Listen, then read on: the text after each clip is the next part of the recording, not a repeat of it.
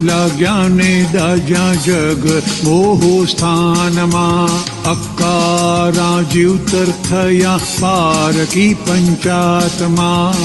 ભગવાને કહ્યું છે કે મિશ્ર ચેતનને તો ભૂલે ચૂકે કોઈ દાડો તર છોડ મારમાં. દ્વેષ ઝેર ઓકશે જ આંખોથી આગાળમાં, ભડકા લાગ્યાને દાજ્યા જગ મોહો સ્થાનમાં. ડાચાએ દિવેલો ચડશે મમતાના મારમાં, ચઢે ને ઉતરે છે મોઢા રાગી દ્વેષી ખારમાં. પંચેન્દ્રિયના ખુલ્લા બારા ખેંચશે ભય સ્થાનમાં, ભડકા લાગ્યાને દાજ્યા જગ મોહો સ્થાનમાં.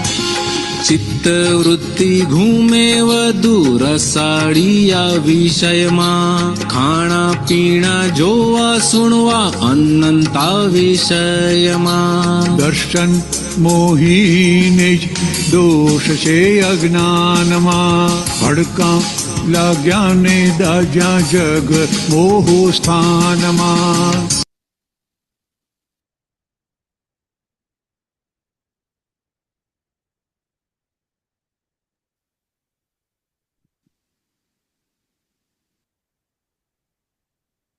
આપે છે દીપક આનંદજી કઈ સમજ કે નીચે? આપણે આઈ થિંક પહેલા બીજા થઈ ગયા. દીપક આનંદજીએ લીધું હતું. ભલે ચલો. ભડકા લાગ્યા ને દાજા જગ મોહ સ્થાનમાં. કવિરાજના એક એક બધા શબ્દો અને એ જે જોઈન્ટ છે જબરજસ્ત છે. પછી ડાચાએ દિવેલા ચડશે મમતાના મારમાં, ચડે ઉતરે છે મોઢા રાગી દ્વેષી ખારમાં. પંચેન્દ્રિયના ખુલ્લા બારા ખેંચશે ભય સ્થાનમાં. એ જ બાકી એ છે ને? એવું છે. ડાચા દિવેલા ચડશે મમતાના મારમાં. સમજાય ને? મમતા એટલે ખબર પડે ને. મમતા એટલે શું? તો કે જ્યાં મારું મારું કરીએ એ બધો કયો ભાગ થયો? મમતા વાળો ભાગ થયો. સમજાય ને? એટલે કે જ્યાં જ્યાં આપણે મારું મારું કહીએ છીએ એ બધા જ થાય છે બીજાને, પણ અસર મારે થાય છે. દાખલા તરીકે ગાડી હોય તમારી અને ગાડી ઉપર સ્ક્રેચીસ પડે તો અસર કોને થાય છે? કે ગાડીને તો કશું નથી થતું, પણ એને જે માલિકી વાળો ભાગ છે એને અંદર અસર થયા કરે છે. એ શેના આધારે થાય છે? તો કે મારી ગાડી જેવું માનેલું એના આધારે બધી અસરો થાય છે. એટલે કે જ્યાં જ્યાં પણ અસરો થાય છે એ ભાગ આપણે હવે દિવસ દરમિયાન જોતા રહેવાનું. સમજાય ને? કે સમજો ધંધામાં કંઈક આવું આવી ગયું, કોઈ કસ્ટમર બીજાને ત્યાં જતો રહે તો તરત અસર થાય છે. તો અસર થાય તો આપણે સમજવાનું કેમ અસર થાય? તો કે આપણે 4 વખત એને આપણી જોડેથી માલ ખરીદ્યો એટલે આપણને એમ થઈ ગયું કે આ કસ્ટમર મારો જ છે. સમજાય ને? પરંતુ એ આપણને સમજણ આપવામાં આવ્યો છે કે ભાઈ કે કોઈ વ્યક્તિ પોતાની છે નહીં, પોતાના સ્વરૂપ એટલે શુદ્ધાત્મા સ્વરૂપ સિવાય કશું મારું પોતાનું છે નહીં. એટલે કે જ્યાં મારું મારું કરે એના લીધે તે ડાચા દિવેલ ચડેલા હોય એવા થઈ ગયા છે. સમજાય ને? દિવેલ ચડેલા, કારણ કે કોઈ પણ એની અસરો અંદર રહ્યા કરે. શું કરે? જ્યાં જ્યાં મારાપણું હોય ને એ બધી જ અસરો અંદર રહ્યા કરે છે. તો કે દરેક સંજોગોની અંદર આપણે જ્યાં જ્યાં મારું મારું થતું હોય સવારથી સાંજ સુધી મારું, એને શરૂઆત શરીરથી થાય. સમજાય? મારી આંખો, મારું મોઢું, મારું આ, સમજાય ને? મારી આંખ, મારો હાથ, મારા પગ, એ દરેક એક એક અંગ એમાં મારાપણું અંદર ઘૂસેલું છે. મારું હાર્ટ, એમ કોઈ એમ કેમ કે તમારી હાર્ટ ની નળીઓ બ્લોક થઈ ગઈ છે તો પણ અંદર અસર થવા મળે. જ્યાં જ્યાં મારું મારું કરીએ બધી અસરો થાય છે. થઈ ગયા દીપક આનંદજી?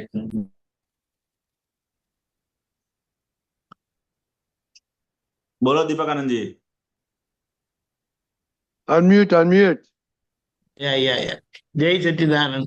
દાદાએ કઈ રીતે વ્યવહારમાં ભયસ્થાન ચેતવણી આપી અને આપણે આજ્ઞામાં કેવી રીતે રહીને વાતને સમજીને એના પરિણામ સમજીને આપણે આગળ વધીએ. કારણ કે આ વ્યવહાર આવો છે કે એને શું કીધું, સતત સંસારમાં ભડકા લાગ્યા અને દાઝ્યા, એટલે સળગ્યું અને દઝાયા કર્યું કાયમ જ આપણે. અને કારણ શું હતું? આમ પોતાનો મોહ હતો એ બાળ્યા કરતો હતો. અને આકરા જીવતર થયા, જીવવાનું આકરું થયું, ભારે થઈ ગયું. પારકી પંચાયતમાં આમ લોકોની પંચાયત કરે, નથી કરતા. તમે જાણો છો ને, આમના ઘરે બોલો આવું થયું, આમના ઘરે છોકરીનું લગ્ન થયું ને તે તૂટી ગયું, ને આમના ઘરે આવું થયું, છોકરો પપ્પા મમ્મી જોડે લડીને જતો રહ્યો. એટલે આપણે શું કહીએ કે આ સતત આવું સંસારમાં હતું.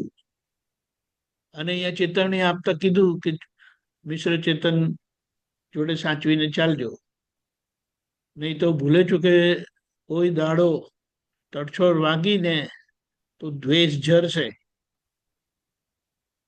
બરાબરનો. અને આંખોથી એ દેખાશે અને મોઢેથી ગાળો બોલશે. આપણે નથી હોતું પેલા જો એમ કરીને કે. એટલે અહીંયા આપણે આવું છે તો આપણે કેવી રીતે રહેવું, એટલે કે નહીં તો આવું થશે. આ વ્યવહાર આવો છે તો કે મિશ્ર ચેતનથી ચેતજો, એટલે જે તે કરીને વેર ના બંધાય અને ફાઇલનો સંભાવ નિકાલ કરીને છૂટી જજો. પદ ખાસ કરીને નિશ્ચિતાનંદ મને કીધું હા લેજો તમે, એમ કે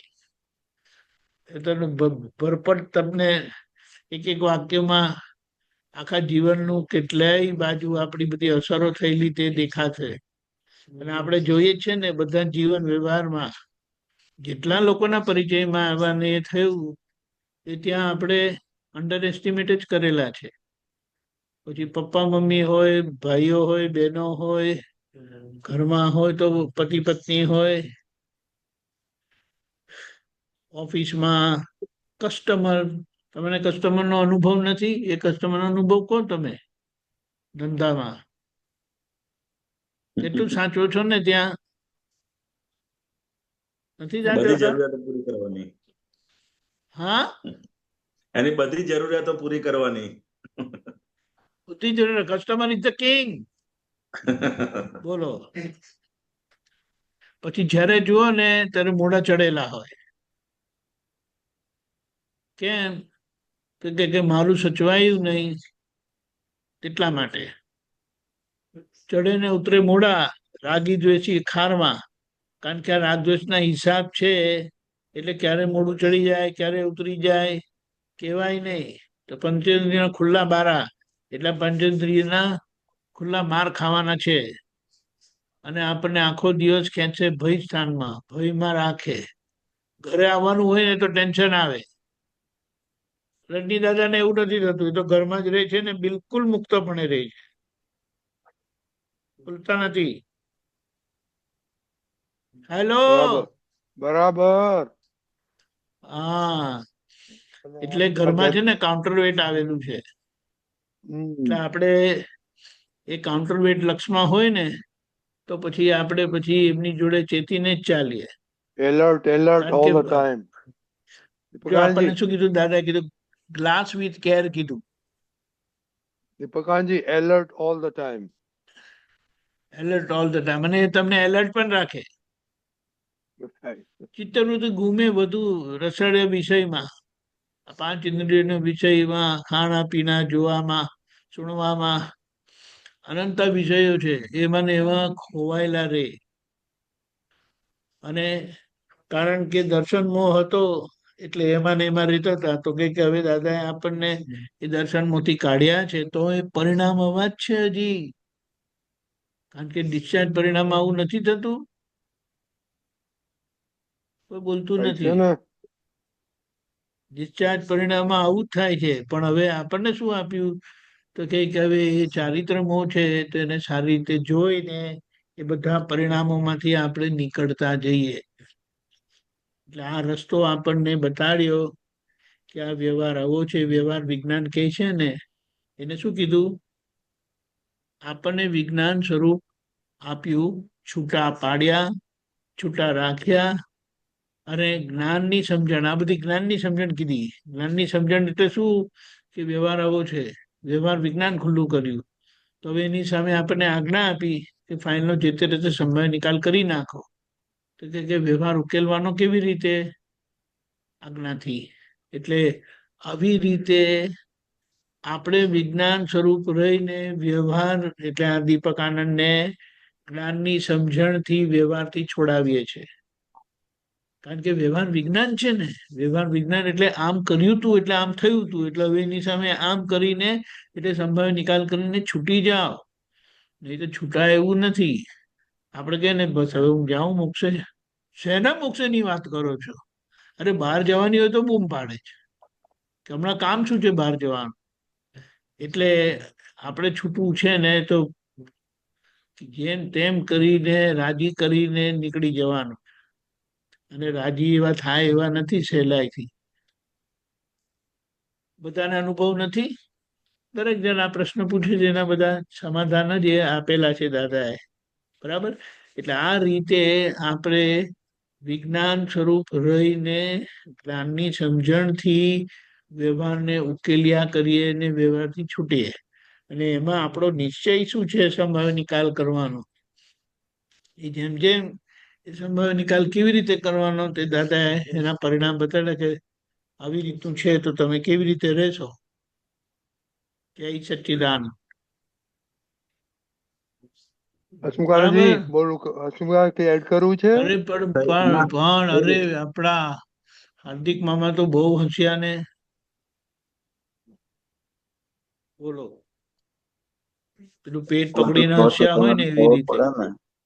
એવરી ડે ની અંદર બધું ચાલતું રહે છે.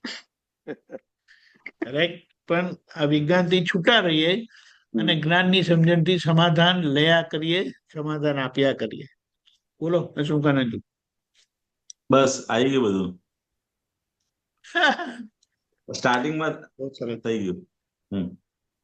Okay okay, correct correct. જય સચ્ચિદાનંદ.